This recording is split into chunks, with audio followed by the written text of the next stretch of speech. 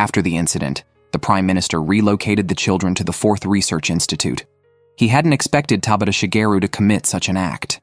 At that moment, the curtains parted to reveal a man in a white hat. Ultimately, the whole incident was covered up by a fire. The Prime Minister watched the news when the phone rang. It was Toki requesting a meeting. The Prime Minister warmly welcomed Toki, even hinting it had been a long time since they had breakfast together. Toki, however, didn't indulge in small talk and went straight to the point. The Prime Minister seemed to have done quite some extreme things in the research of special abilities. He chuckled, saying he had no choice, but Toki did not respond and simply sipped his coffee. The Prime Minister then explained that all he had done was to lighten the codebreaker's burden. As a father, he was very aware of Toki's hardships and just wanted to fulfill some fatherly duties. As a member of the codebreakers, Toki had to forsake his family, so he did not acknowledge the Prime Minister as his father. The Prime Minister thought Toki was upset about the Nenene issue, and he expressed sorrow about it. Suddenly, Toki stood up, his gaze cold as he stared at the Prime Minister. They had an agreement. Toki would serve as the Prime Minister's hound, eradicating evil, but the condition was to not harm his sister, Nenene. The Prime Minister knew Toki had been meeting Nenene secretly and asked how Nenene was doing. Toki ignored the question and left alone. After Toki left, the Prime Minister's expression turned sinister. Toki also knew he was dealing with a despicable person. Elsewhere, Sakura was reading the newspaper, with Rei following her.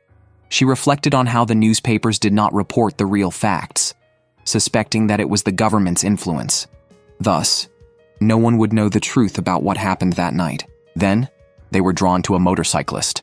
Rei approached her. She was Hachiuji Rui, delivering orders from Eden for Rei to be Sakura's bodyguard.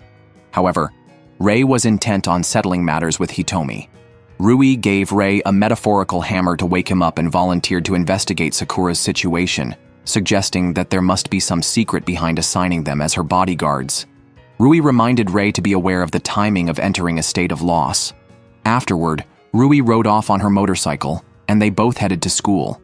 When Sakura opened the door, everyone seemed to be up to something. Even her close friend Aoba was hiding. When Rei saw the newspaper on the table, the classmates quickly made excuses to put it away. Rei sensed something was off.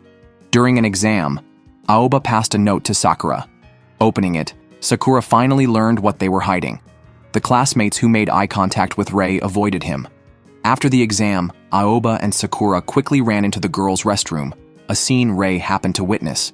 If Sakura revealed last night's secret, Rei would not hesitate to incinerate Aoba.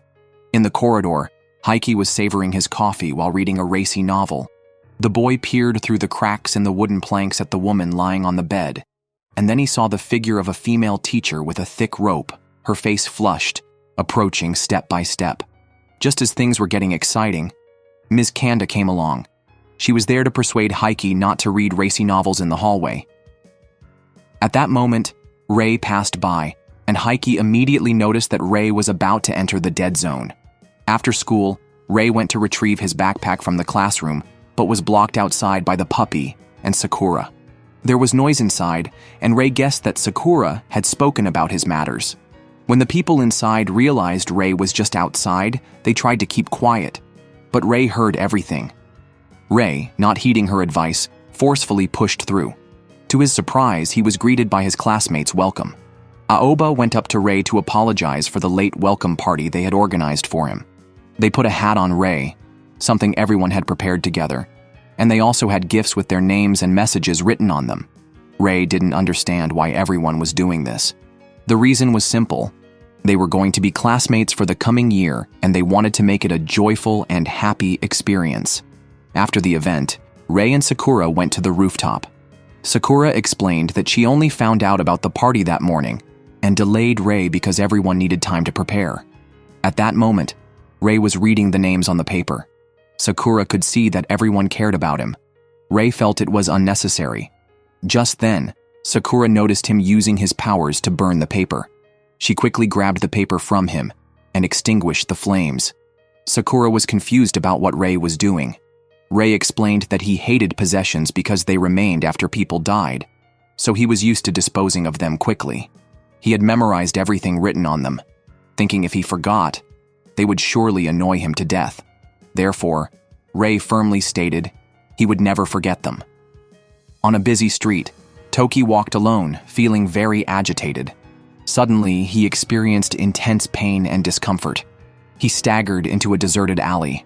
After Agent Kawamura sent a report identifying the target, there was no further contact, and now 43 agents were missing. The man who opened his eyes was Hitomi. Beside him on the sofa was Yukihina, first revealing a silver hand, followed by a group of men in black maintaining a static posture. Hitomi slowly stood up from the sofa, declaring his readiness to start a new world, then raised his electrified hand. Back at the school, everyone was packing up. The girls began gossiping about Sakura and her progress with Ray. At the moment, Sakura was quite satisfied because Ray had firmly remembered everyone's names. The matter seemed to be resolved. Suddenly, they witnessed an old man being pushed to the ground. Ray quickly ran down.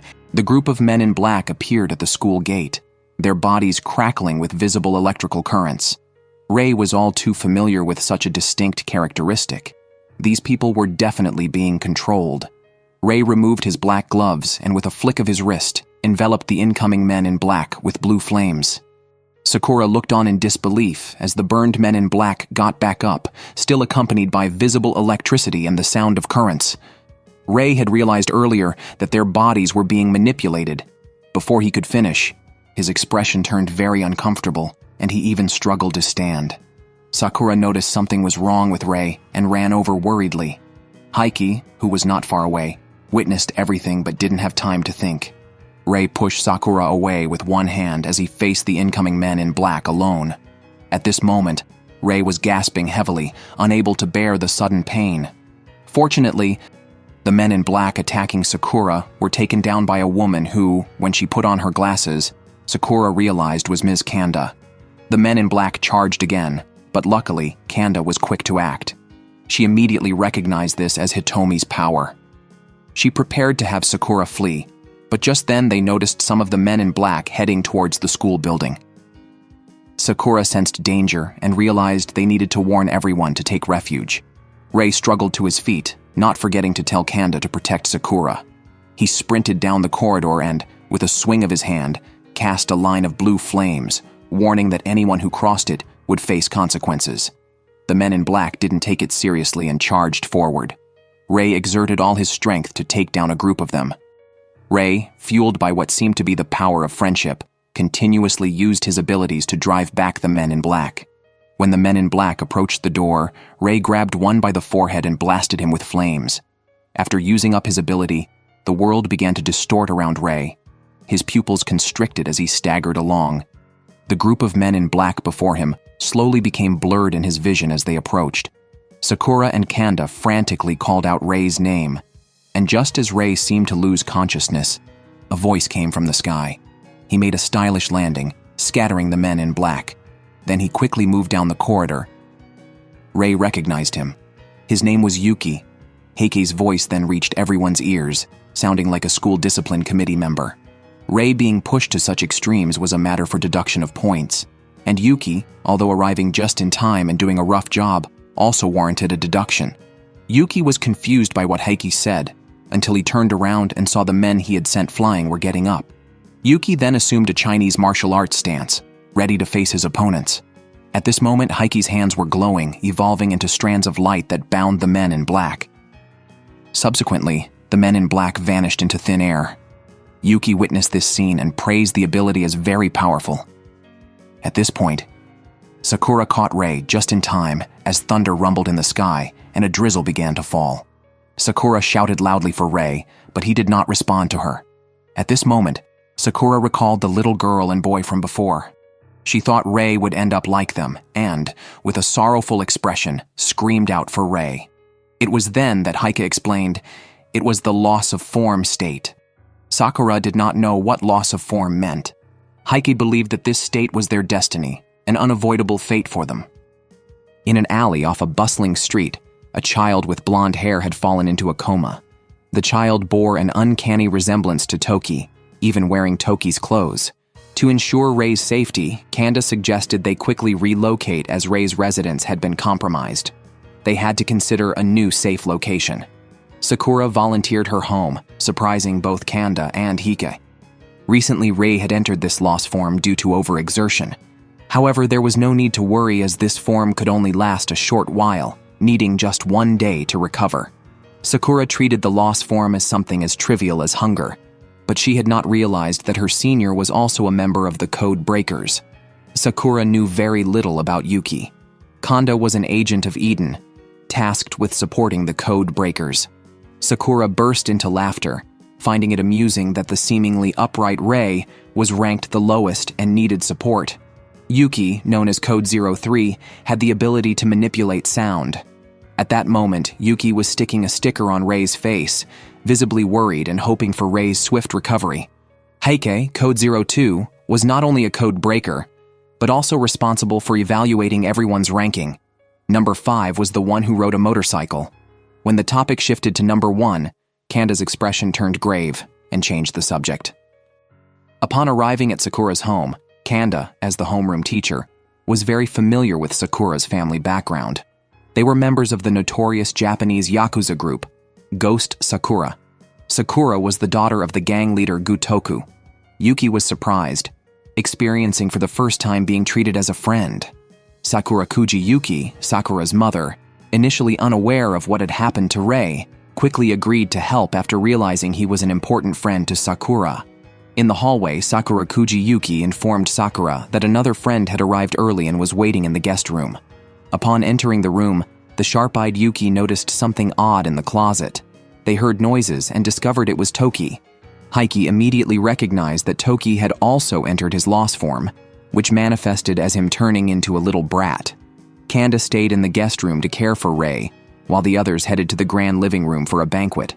Along the way, their playful and close relationship was evident, and Sakura smiled. In the grand living room, Sakura watched everyone. Heike noticed Sakura's gaze and wanted to know why she chose to work in this field. In turn, Heike wondered about Rei's thoughts on the matter. Sakura, having walked this path alongside Rei, had witnessed his body covered in scars. She knew he fought to eradicate evil, yet Rei remained profoundly lonely. Suddenly, Toki appeared, visibly drunk. Heike's stern expression hinted at a possible deduction in Toki's score. In a mocking gesture, Toki lifted Heike's bangs, teasing him about his lack of eyebrows. At that moment, Yuki expressed his gratitude to Sakura for taking in Rei. Looking at Sakura in front of him, Yuki was reminded of Nyanmaru. Later outside, Yuki gazed up at the moon, muttering about protecting Nyanmaru, his obsession apparent. At the door, Heike used reading a color novel as a pretext to stand guard. Heike shared with Toki what had happened at school that day, having observed everything from start to finish. The mastermind had a plan, directing men in black to split into 2 groups, one targeting Rei's team and the other targeting Sakura's team. Heike couldn't understand why Hitomi chose to strike when Rei was present, nor could he grasp why Hitomi would divide the combat strength of his men in black. Toki agreed with Heike's thoughts, suspecting Hitomi had another purpose. The next morning, Rei, who had been in his lost form, woke up. He knew that Hitomi was the puppeteer behind the men in black, the original code, Breaker's Code 01. Both Rei and Kanda were very familiar with this person. Meanwhile, Rui received orders from Eden to head to Sakura's house, gathering all the code breakers. Could there be a major event unfolding? Upon waking, Rei continuously stared at a samurai sword, vaguely recalling past memories. Sakura's father, Gutoku, approached, took the sword, and drew it. He lent the sword to Rei, hoping Rei would protect Sakura. Suddenly, lightning struck. Rei and Gutoku rushed out, opening the door to find their men collapsed on the floor. A man appeared in front, Hitomi, holding Sakura. Yuki, wanting to attack Hitomi, risked hitting Sakura. Hitomi capitalized on this, using his powers to knock Yuki unconscious, and then unleashed a powerful electric shock on Rei, who was blown away, sword and all. Before Hitomi could take a few steps, Kanda shot at him, her hand trembling slightly.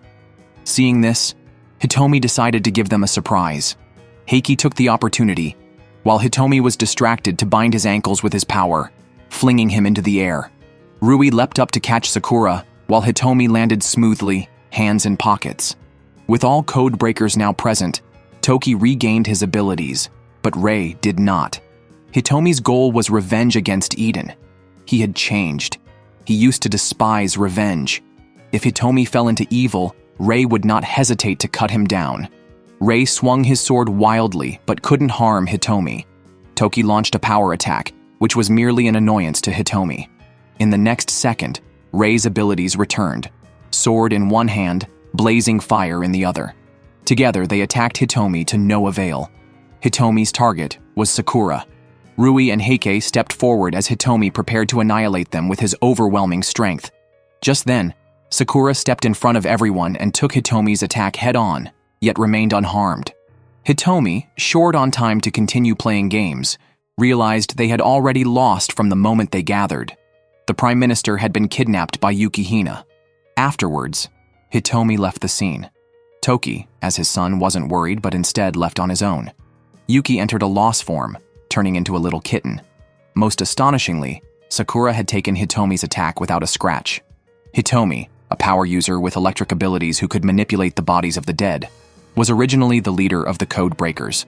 He had disappeared years ago for unknown reasons and had returned as if he were a changed man. The kidnapping of the Prime Minister was just a step in his plan. Toki went home, concerned about his sister Nenene's safety, but she was unharmed. Toki briefly patted her head before leaving. At Sakura's house, it seemed her parents were hiding something. When the room was empty, Rei went in to look through the photo album. Sakura explained that there were no pictures of her at birth in the album because she was an adopted child. Her parents mentioned that when they found her, she was covered in blood but fortunately unharmed. All they wanted was for their child to be well, so they asked Rei to protect Sakura, but Rei did not respond. The next day, all members of Codebreaker assembled again, preparing to split up to search for the Prime Minister and Hitomi's whereabouts. Rei took Sakura to a place where he had previously carried out a mission, but they found no clues and he ended up leaving Sakura behind. Kanda reported Hitomi's actions to the higher-ups. On a footbridge, Rui harbored doubts about Heike because, once the Codebreakers assembled, the Prime Minister's security would be compromised, a fact Heike would surely be aware of. He confronted this directly. Just as Heike was about to attack, the bridge exploded. Rui, who could control shadows, used her ability to support the bridge while Heike launched his attack. Rui's fate was unknown. Yuki witnessed all of this. Sakura encountered Heike on the street, and he took her to a place filled with clocks. Before her was the kidnapped Prime Minister. At that moment, Heike was speaking to a man on the couch. It was Hitomi. Sakura was shocked to realize that Heike had betrayed the Codebreakers. To show his sincerity, he had brought Sakura to Hitomi. Meanwhile, Rei learned from Kanda about the city bombing incident and guessed it was Hitomi's doing. Hitomi sat expressionless on the couch, watching a TV report on the casualty numbers from the explosion. Perhaps exactly what he wanted to see. However, this was far from enough for him. Hitomi opened the door.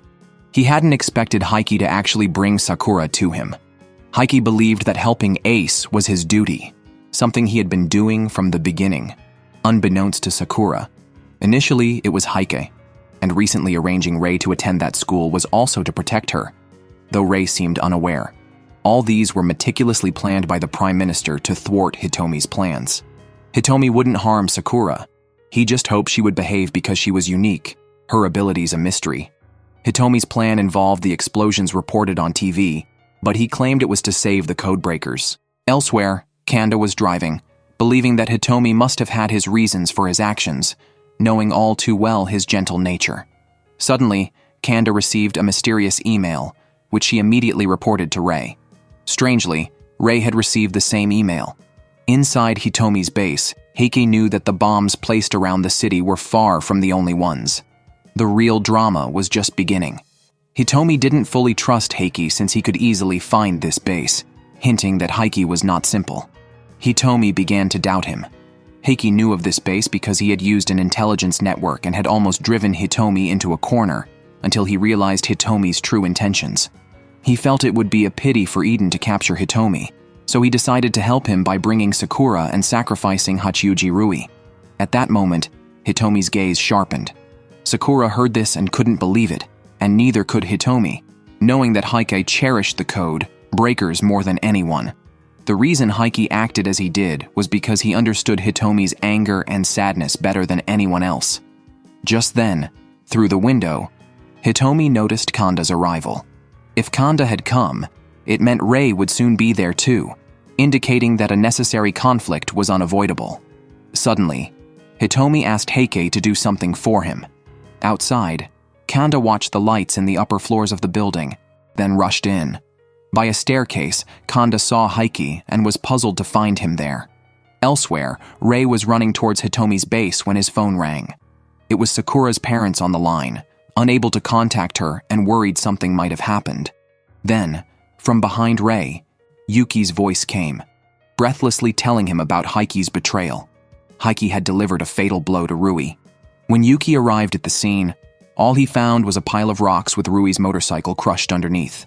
At that moment, Rei seemed to understand something. They arrived at Hitomi's base and opened the door. Heike had been waiting by the staircase for a long time and was surprised to see Yuki as well. Yuki asked Heike what he had done to Rui, and realizing his oversight, Heike understood. Rei wanted to clarify the situation, but Heike launched a power attack directly at them. Yuki now fully believed Heike had betrayed them and launched a power attack of his own, which Heike easily neutralized. Heike was very familiar with Yuki's powers and had no trouble evading them. Rei, taking advantage of Heike being distracted, threw a punch, but Heike dodged it and began his counterattack. He used his powers to bind Rei's hands and then slammed him against a wall. Enduring the pain, Rei used his powers to burn off Heike's power, surprising Heike.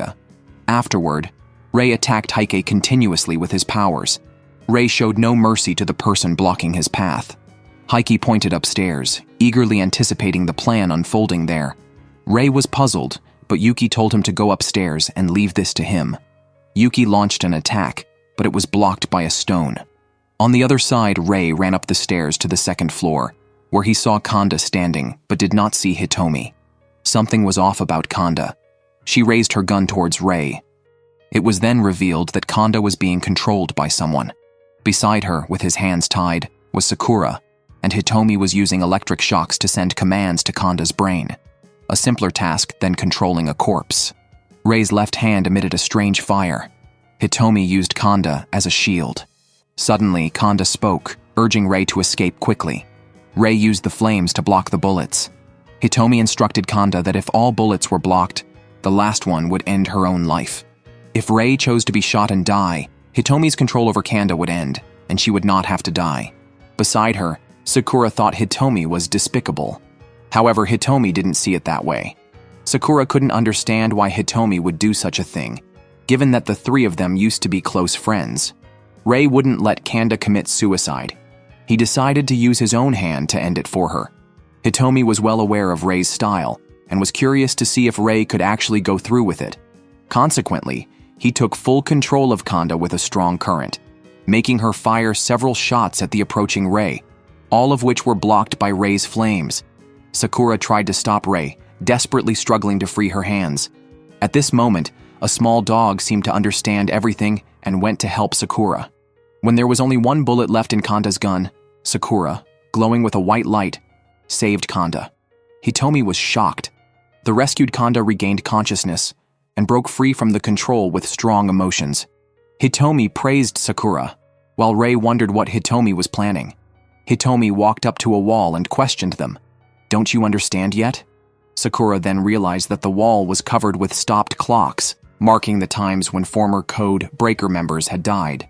Hitomi pointed to each, remembering them clearly because, being non-existent, they weren't allowed to have tombstones. At least this way, he could remember they died fighting against evil. Now Hitomi wanted to end it all. The Prime Minister was the one issuing the missions, and before executing him, many would die, plunging people into fear. With his death, many more would die, imprinting fear into the memories of those living under a facade of peace, making them long for a force that could eradicate criminals. That force being the Code Breakers. This way, the Code Breakers wouldn't just fade away silently. Once everything was over, Hitomi planned to proclaim himself as the righteous Code Breaker, openly punishing evil. Hitomi invited Rei to join him, but he decisively refused. The Code Breakers that eradicated evil were also murderers. He used his powers to destroy all the clocks. Hitomi was past the point of return and prepared to enact his plan to free the Code, breakers from Eden's chains. Suddenly, Yukihina released a wall of ice to block their confrontation. Rei leaped up in a surprise attack, and Yukihina shot out ice spikes, sending Rei flying. Hitomi decided to leave first. Kanda and Rei tried to stop him, but the ice spikes were directed at Sakura. Rei couldn't protect her in time, but at the last moment, Toki blocked them with a flame stone. Sakura, disregarding the danger, chased after them. Heike, sensing trouble, also retreated. Later, in a car, Yukihina, Hitomi, Heike, and Sakura were all inside. Seeing the changes in him, they wondered what had happened in his past. Previously, when Eden decided to appoint the 16-year-old Hitomi as the 6th code breaker during a mission, Hitomi saved a young Kanda. Later, he came to this lawn, watching children play, wanting to create a world where no one would have to cry or be sad. Heike was willing to help. At that time, Hitomi was 20 years old, and they were on a mission. The target was about to pass through an intersection when suddenly, Hitomi heard the 5th code. Breaker. Haruya. Screaming. Hitomi rushed over to find Haruya impaled against a wall with steel rods. In a cafe, Haruya's watch, forever stopped at 1:20 a.m., lay on the table. With his death, Hitomi was promoted to the 5th position. Later, sitting on that lawn with a bitter face, he convinced himself that all this was to protect everyone's smiles. Time passes in an instant. Hitomi is now ranked 3rd and is 26 years old. This time, the enemy is formidable. A group of power users who had once betrayed Eden. The mission is to annihilate them. The leader is a man who can release flames, who destroyed an entire floor. Amidst the roaring blaze, a man emerged, throwing out what was once the first-ranked code breaker. The rest of his companions were burned to ashes. There were rumors of Hitomi's formidable strength, and some wanted to see it for themselves. After a flash of light, the surroundings were filled with charred corpses. Hitomi couldn't bear to look directly. Back at headquarters, Hitomi witnessed a strange scene during a mission, the 6th ranked being killed by their own power. He asked Heike to investigate.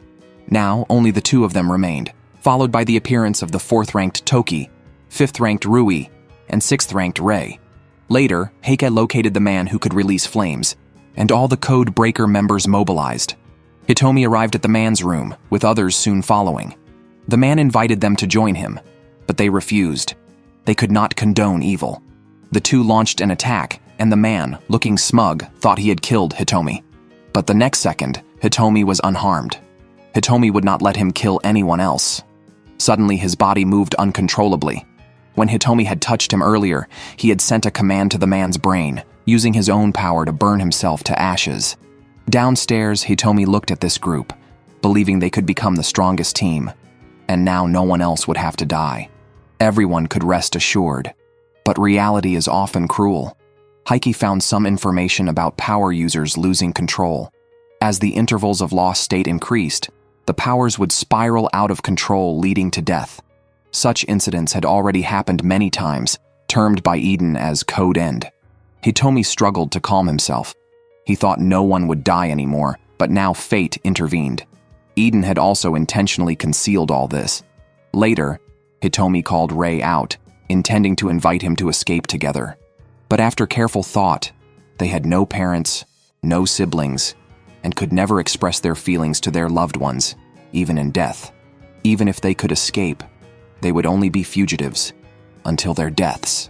To live on as a code breaker meant a death sentence once they knew the truth, so Hitomi wanted them to live ordinary lives, even if it meant negotiating face-to-face with the Prime Minister. For these children, Hitomi planned to take everything upon himself. The next day, Rei received a call. Last night, Hitomi had attacked the Prime Minister, killed many agents, and fled. His whereabouts were now unknown. Eden had put Hitomi on a special wanted list. Returning to the present, Sakura was strung up. The Prime Minister would be executed in an hour, and bombs had been planted everywhere. Multiple bomb incidents occurred in the city. Yuki used his power to sense the locations of the bombs, realizing they were densely packed around. Heike knew it was impossible to defuse all the bombs within an hour. This was the effect Hitomi wanted, to let people experience fear while waiting for destruction, making them long for the justice known as Code Breaker. Meanwhile, They located the long-missing Sakura in a sky tower. Gotoku received an email about the locations of the bombs. After some thought, he chose to save lives first, instructing his men to coordinate with local bosses to send their people, while the police also received instructions to assist in defusing the bombs. But there are still many bombs left, and time is running out. On the other side, Kanda and others also received this email and notified Eden. They discovered from surveillance that the Prime Minister was on top of the sky tower. Kanda and her team received orders to proceed with the rescue. Seeing the people injured by the bombs, Yuki decided to stay and defuse the bombs while Toki drove away. On another front, Rei arrived at the sky tower and drew his samurai sword to attack. After several exchanges, Hitomi quickly realized that Rei was using his flames to direct the electrical attacks to the ground to avoid electrocution. But this alone was not enough to win. Hitomi attacked Rei from all directions simultaneously, making it impossible for Rei to use his flames to avoid the electrical shocks. Sakura wanted to help. She had the dog bite through her ropes. Although the dog successfully dropped down, it couldn't reach Sakura's ropes. However, Sakura didn't give up and thought of a clever way. Rei, fighting desperately with his sword against Hitomi's attacks, refused to yield. Coincidentally, an electrical shock broke Sakura's ropes, and she fell from above. After the attack ended, Rei didn't understand why Hitomi had attempted to assassinate the Prime Minister that day. In reality, he was there to negotiate. The Prime Minister couldn't accept Hitomi's demands. Hitomi was firm in his stance, so the Prime Minister sent agents to attack him. In the chaos, Hitomi accidentally killed some agents.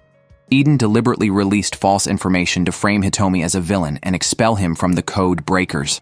Although it seemed dreadful, there was no other way.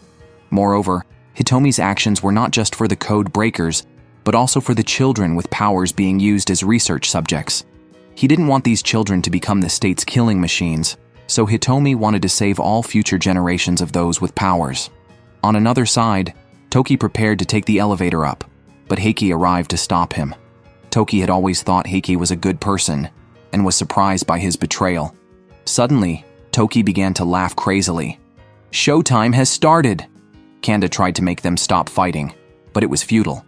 Heiki intended to teach Toki a lesson, releasing duplicates with increased strength and powers.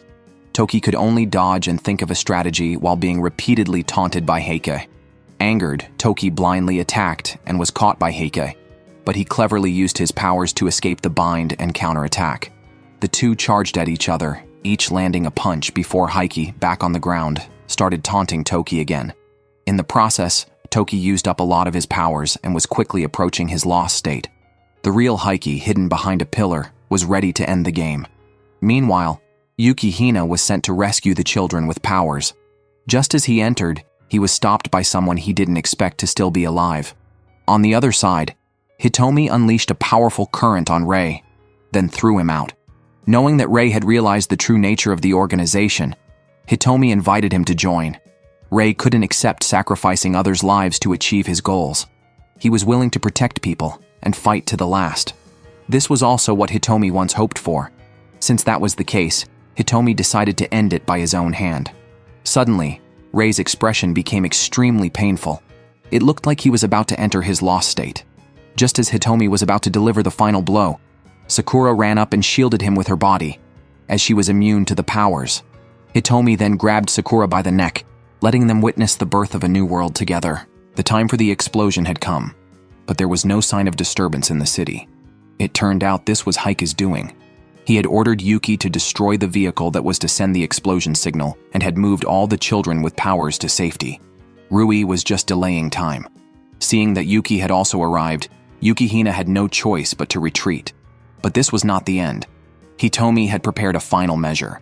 He planned to use an electric shock from the sky tower to send out radio waves to detonate the bombs. Just as Hitomi was about to succeed, shadows enveloped the entire tower, preventing the radio waves from being emitted. Then Rui rode her motorcycle through the glass and flew in, followed closely by Yuki. Hitomi used an electric shock to knock Rui away, and the shadows disappeared. Yuki intervened to stop him, forcing Hitomi to use even greater power to repel them. At this moment, Kanda and Toki arrived to stop Hitomi, but both were thrown back by his electric shocks. Sakura then rushed up to plead with him to stop, which only enraged Hitomi further. He grabbed Sakura by the neck with both hands. Suddenly, Hitomi sensed danger. Rei pulled off a ring from his hand, releasing a powerful and terrifying force. Against Hitomi's electric shocks, he used flames to engulf them. This scene shocked everyone. Rei was completely different from before. Still, Hitomi did not give up. He released a powerful electric shock upwards, which Rei quickly countered by consuming the shocks with flames. The flames then seized Hitomi's body. At this moment, Rei's expression turned sad as he delivered his strongest strike. Hitomi was not burned to ashes but simply collapsed to the ground, and Rei also fell down, exhausted. When Hitomi awoke, he pushed Kanda away as a massive amount of electricity surged through his body, attacking him like wild beasts. This condition was known as Code End. Despite being unable to activate the bombs, Hitomi was determined to kill the Prime Minister himself. Rei punched to stop him, and finally, Hitomi was pinned against a pillar. Suddenly, the electricity inside him burst out. To avoid involving others, Hitomi bore all this alone. Deep down, he still hoped that everyone could live together under the sunlight, so no one would have to die alone. At this moment, the Prime Minister appeared, his words cutting into Hitomi like a knife. Seeing him, Hitomi finally exploded. At the critical moment, everyone used their powers to stop Hitomi, not wanting to see him continue down the wrong path. Hitomi came to his senses, and his heavy body slowly fell, releasing electricity that formed a large bird spreading its wings. Everyone mourned for Hitomi. Only the Prime Minister looked pleased. Unable to hold back, Toki punched him. With that, the matter came to an end. Rei left alone. Outside, the people thought they were protected by the police, not knowing it was the code breakers. In a car, the Prime Minister told Heike that all of this was his plan. The reason for choosing Hitomi as a code breaker was to develop Rei and the rare Sakura. Sakura could be immune to all powers, thus able to restrain Rei. By clashing Rei with Hitomi, they successfully unleashed his true power. Now that all the pieces against the Seekers were in place, the Prime Minister had barely started to celebrate when he was suddenly struck by an electric shock, spitting out a mouthful of blood. This was a residual electric shock left inside him by Hitomi before his death. Seeing the Prime Minister in such a sorry state, Toki and Heike unusually cracked a smile. The next morning, Sakura thought Rei was waiting for her around the corner. When she went to check, it was Yuki's voice she heard instead. He had come to say goodbye to Sakura, and then he flew away using his power. Under the stairs, Rui was waiting for Sakura on her motorcycle. After giving her a ride, Rui told Sakura that they too would be assigned to work in different places. Rui was also there to say goodbye. Seeing Rui smile, a rare sight, Sakura even complimented her on how beautiful her smile was. After Rui left, Sakura sat on a chair waiting for the bus.